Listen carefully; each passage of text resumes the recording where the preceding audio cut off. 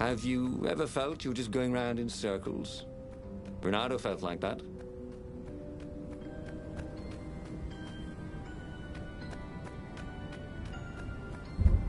Bernardo's path was clear. Let the scientists ensure the Sky Ripper was safe to use, bring it to the rebel base, and then assault the Imperial fleet for the win.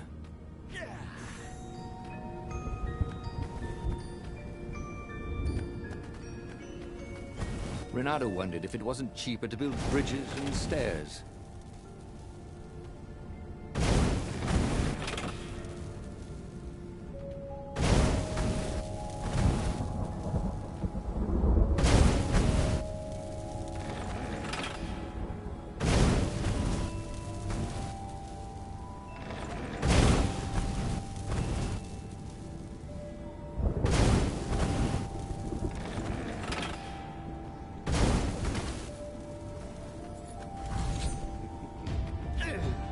Some people are just liable to explode if you upset them.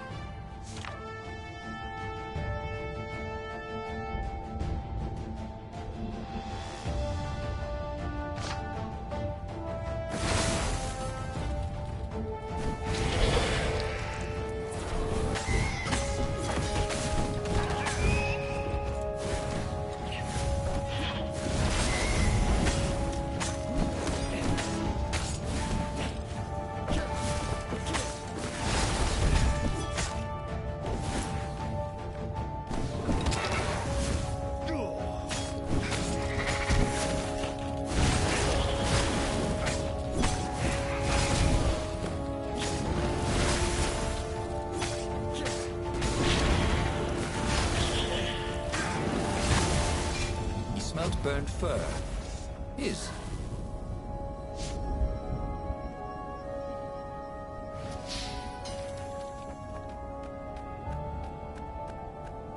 Don't look down, he thought.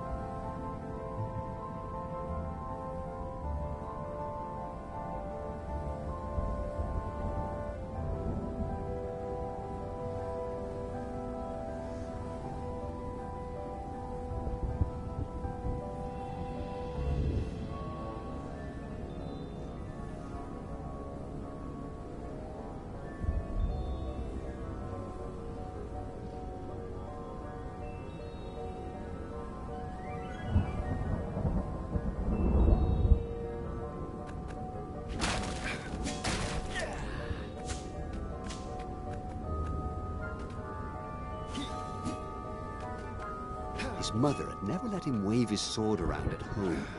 He guessed he was still compensating for that.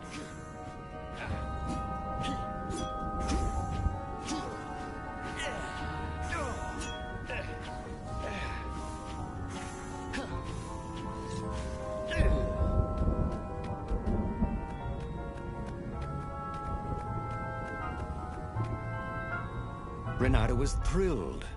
The scientists seemed to think he'd put the Sky Ripper together right. But one toad was worried. Yeah, the Sky Ripper could tear a hole in existence itself. There are invisible strings that tie the universe together. If the Sky Ripper cut one, the hole would widen and widen until our whole existence fell into it. Another toad sighed. Irving still believes in string theory. At least go see Calaveras.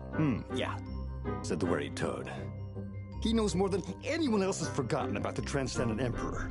If anyone could tell him how to use this weapon safely, it would be Calaveras. It was he who had told Bernardo how to find it in the first place.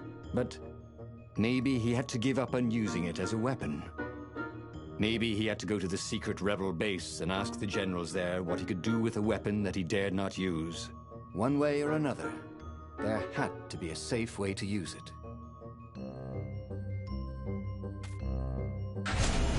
On the way to the ruins of the city of Ubar, Renato had plenty of time to ponder what the toads had said.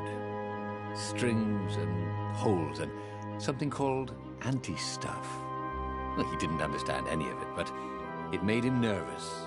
Renato would hear one metaphor and decide the Sky Ripper was safe, and then another, and worry it was catastrophically dangerous. If it could destroy the entire world, nothing was worth risking that. But if it couldn't, then not using it would be an act of cowardice. Of course, it could be catastrophically dangerous. Renato knew that. But maybe it wasn't always. He would bring the Sky Ripper to the council. Wiser heads would know what to do.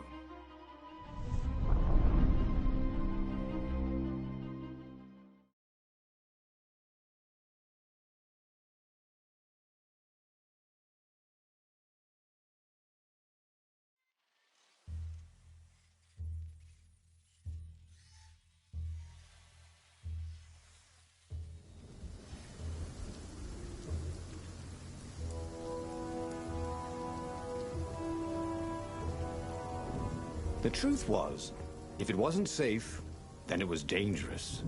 They couldn't use it. He'd found the Sky Ripper for nothing. He should have rescued his friend Lupino. Oh, he should have confronted Zenobia.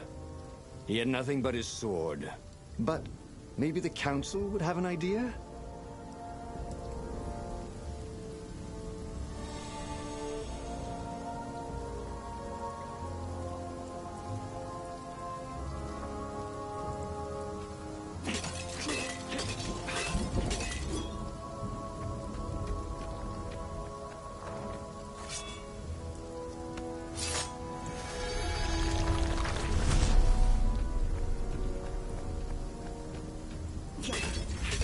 He was practically sure he'd find something useful in one of these things.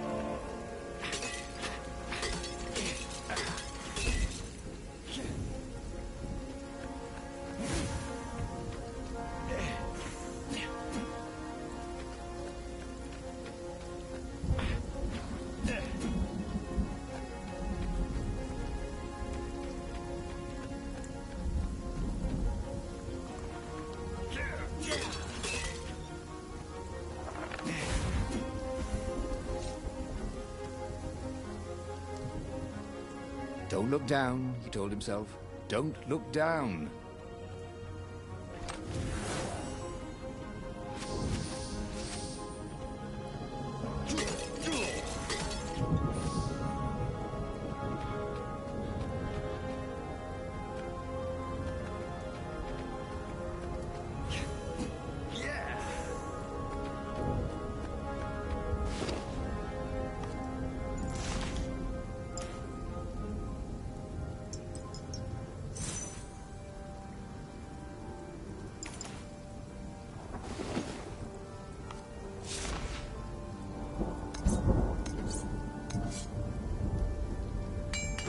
Sword from the south was terrific for barbecuing sausages and ravens.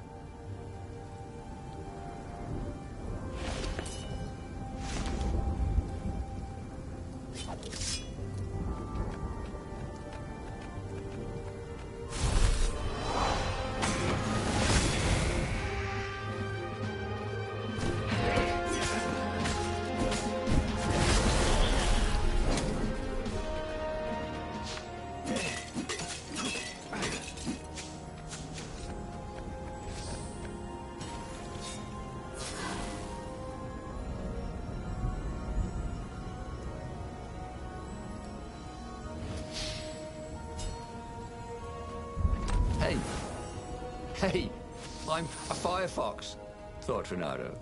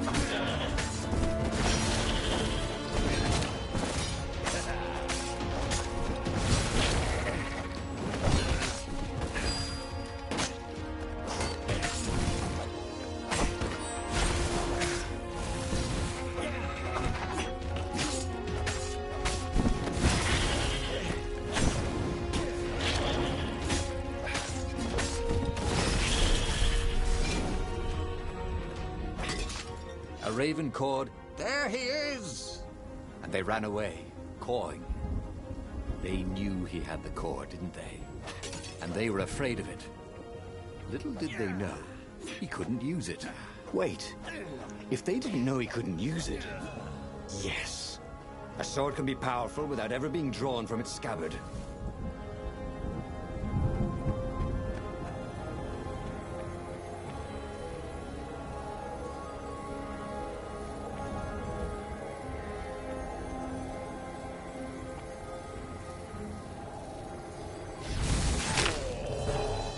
Once again, Renato was dead right. Or actually just dead.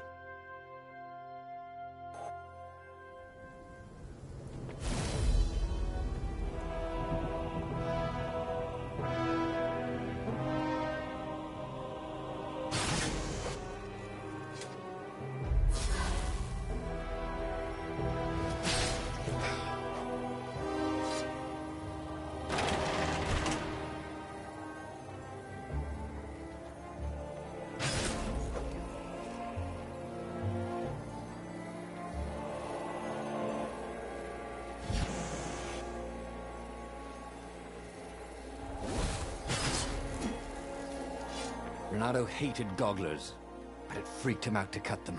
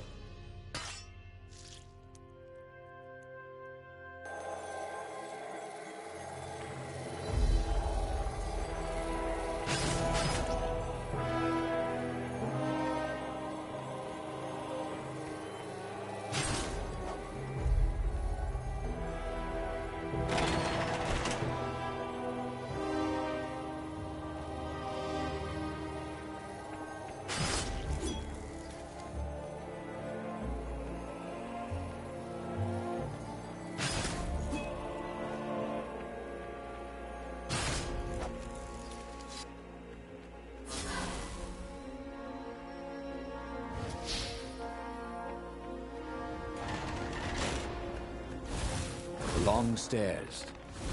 So he was close to the rebel base. Nothing was on fire. So far, so good.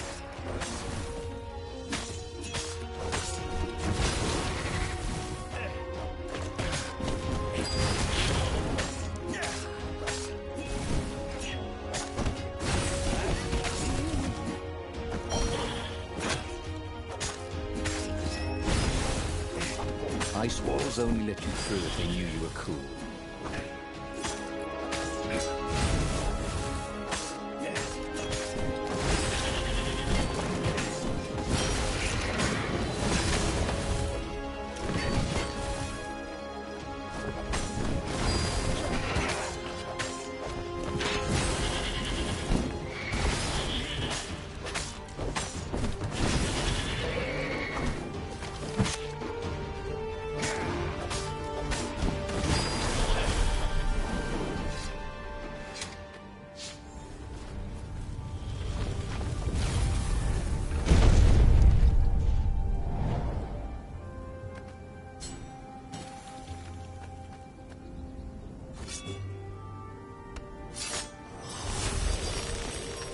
What's behind door number 2?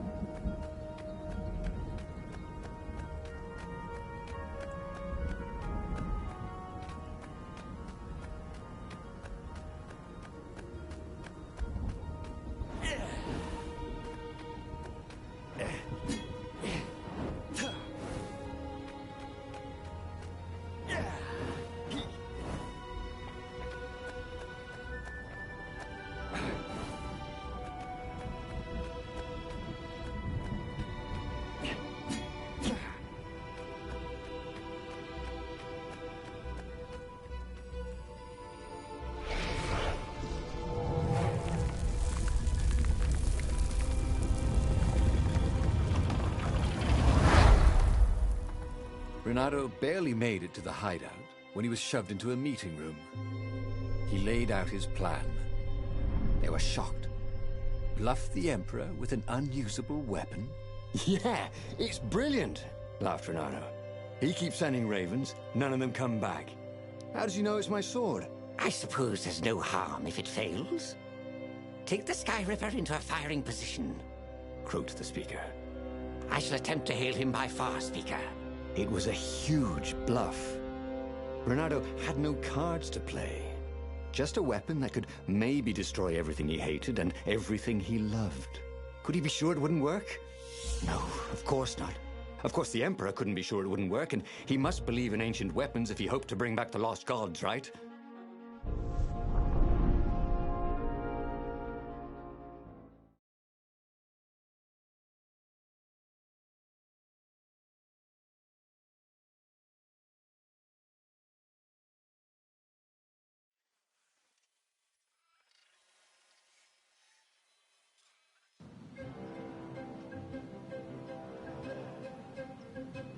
What terms could he offer Isengram III?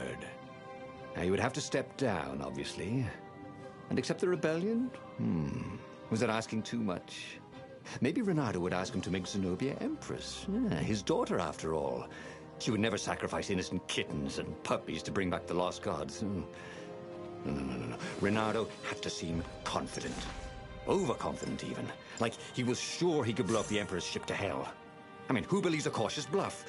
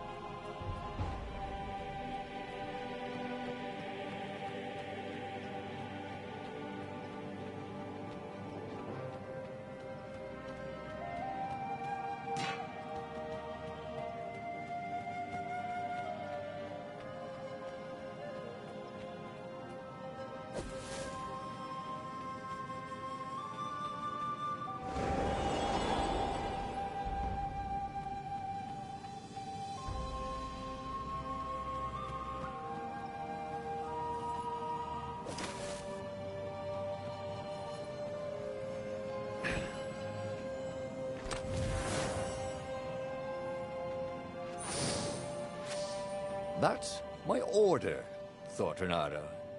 He was such a wit.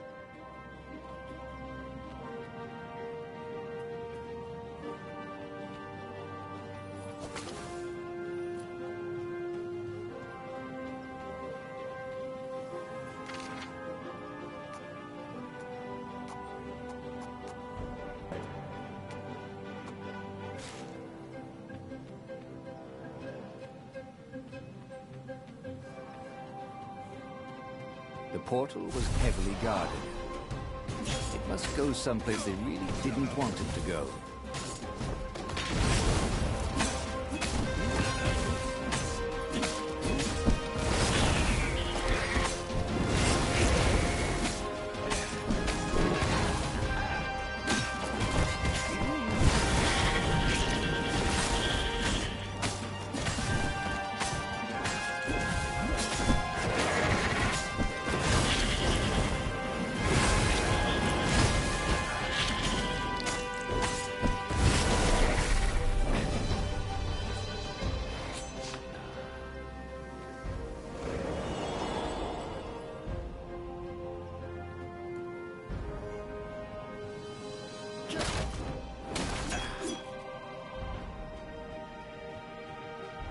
Think of all the artisans he was creating employment for.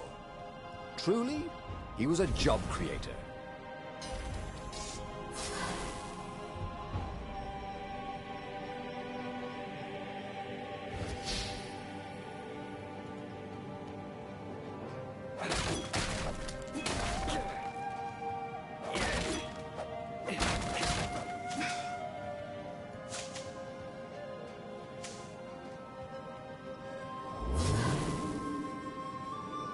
This was definitely better than pulling yourself up in a bucket.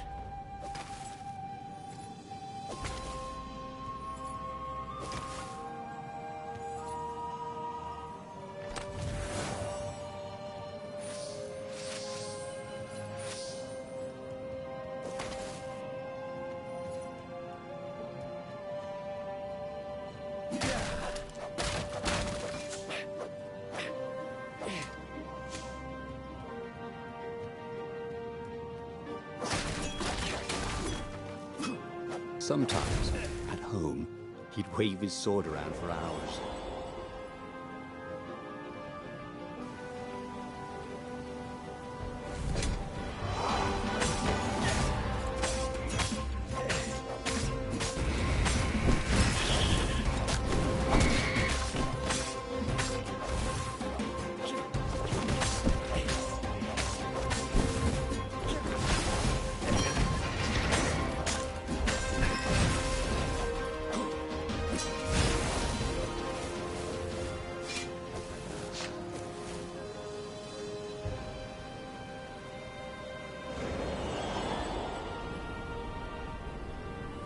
Renato wondered if his future self had commissioned these poles.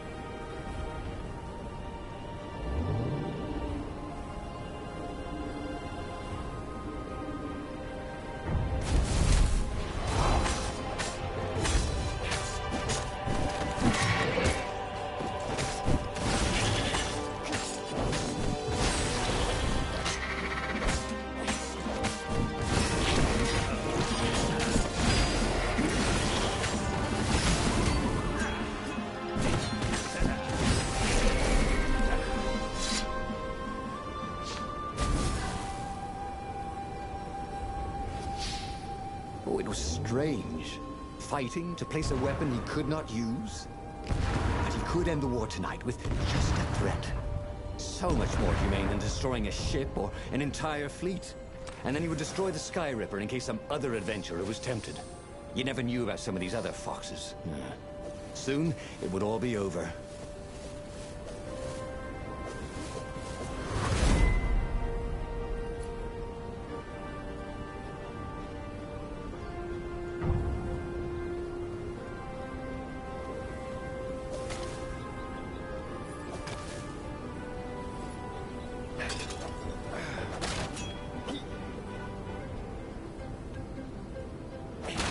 A doctor once told Renato that fruit was a placebo.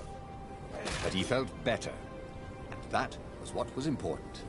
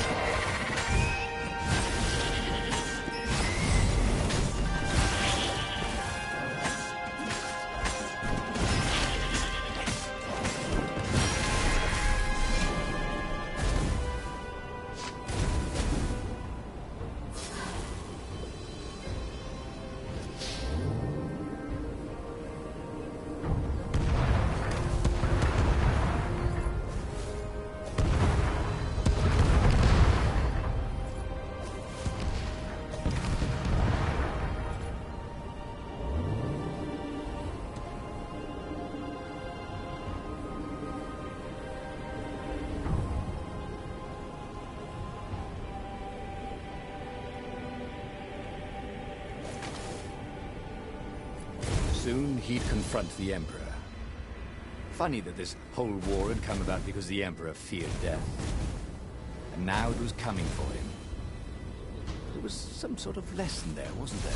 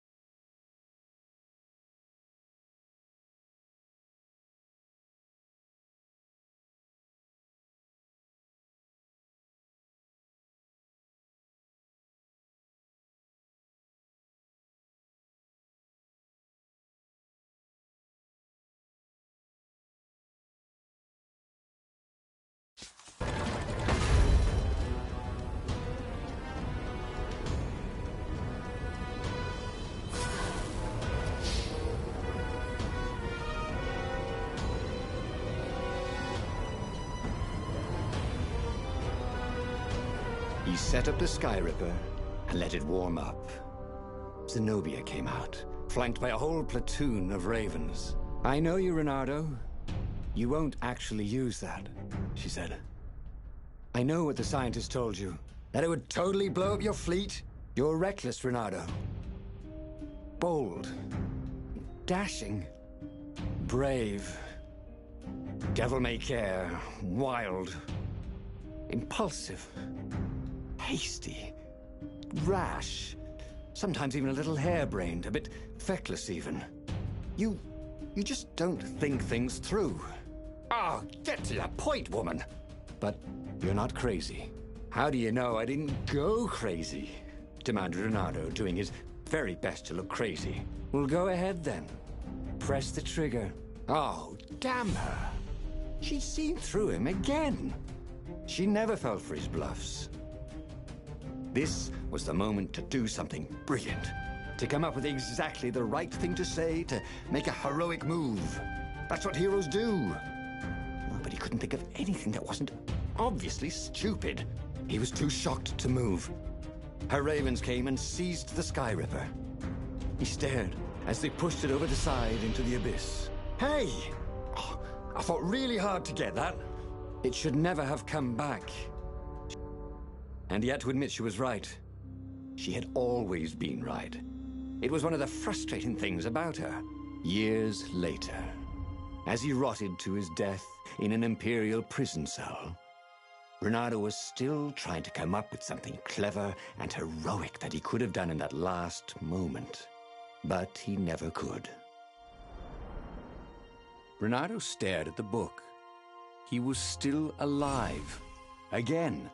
And still only flying away from burning Ubar. Had he lived that adventure? Or only dreamt it? Had he really died? It felt so real, not like a dream at all. And he'd lost again. Oh, he hated that. But he had made different choices. And he'd lost in a different way. It was the book, wasn't it?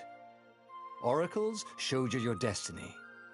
But this was showing him different ways he could die miserably. Thanks a bunch, book, he thought. But these were destinies that he did not have to fulfill. And he hadn't learned anything new this time. He'd done the same thing twice, yet expected a different outcome.